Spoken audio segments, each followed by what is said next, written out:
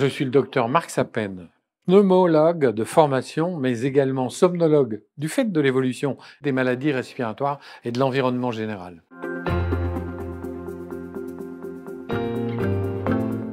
Je fais la courbe des maladies cardiovasculaires en France et dans les pays occidentaux.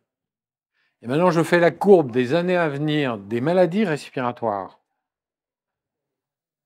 Donc, les maladies respiratoires sont des maladies d'avenir, c'est-à-dire il faut s'en occuper très fortement dès maintenant pour casser cette courbe.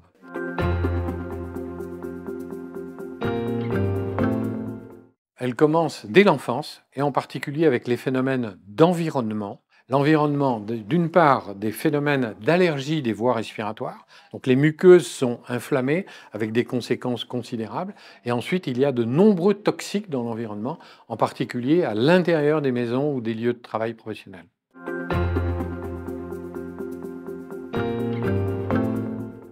Premièrement, ces maladies, elles entraînent un essoufflement. Et cet essoufflement fait qu'on a une limitation de l'activité physique. On ne va plus prendre les escaliers, on va prendre plutôt les ascenseurs, etc.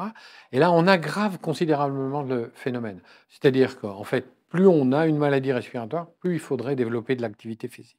On fait exactement l'inverse. Premier exemple. Deuxième exemple, c'est le retentissement de ces troubles respiratoires sur le sommeil, qui est un déterminant absolument majeur de santé, qui a été très oublié jusqu'à maintenant. Et ces perturbations respiratoires pendant le sommeil aggravent tous les troubles du sommeil avec des conséquences absolument considérables.